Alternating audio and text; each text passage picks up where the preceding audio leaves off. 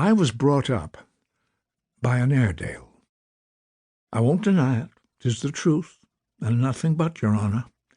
A bumbling, oversized, shaggy, great Airedale, the earliest memory I have of anything resembling a pater familia, bouncer, male nurse, or god.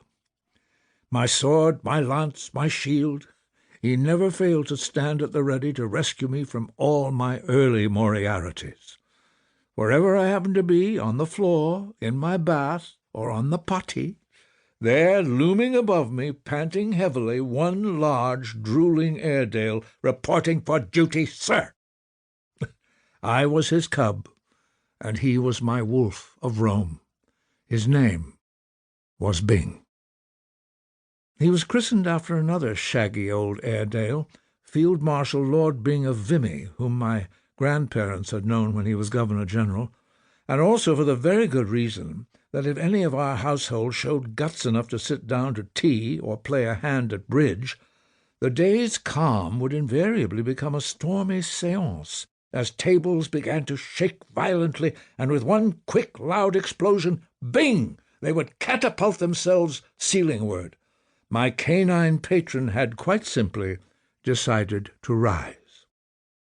But I like Bing, my dog, because he doesn't know how to behave. So Bing's the same as the first friend was, and I am the man in the cave. With apologies to Kipling. Nothing ever came between us, your honour, nothing. He was my world, I knew no other. Until one day, one sobering day, the spell was broken when a meddling family friend pointed out that the nice tall lady pushing my pram was my mother.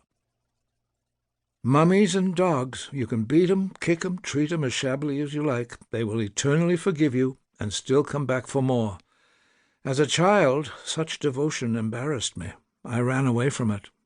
In fact, I still do. As George Bernard Shaw put it, I didn't throw myself into the struggle for life.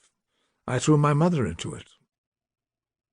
I came into the world that monster of infant monsters, the only child, and was more than frequently left on my own. I mean, can you blame him? A little boy's mind can play macabre tricks on itself. I was so damn terrified of the dark that Mother had to sing me to sleep snatches of old French songs that she loved. Chante, rossignol, chante, toi qui as le cœur gai. Il y a longtemps que je t'aime, jamais je ne t'oublierai. But the terror never left, and because of the books that Mother insisted I read, my imagination took over, and the long winters gave one so much time to dream up horrors. In the city, my room was on the very top floor of my grandparents' tall, forbidding house.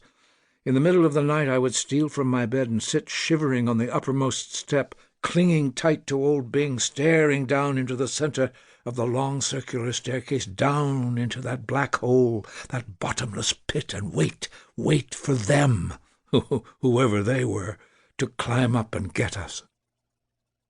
Every spring we moved to the country, and after school I'd take one of the late-night trains and be obliged to walk the half-mile from our gate to the house in impenetrable darkness.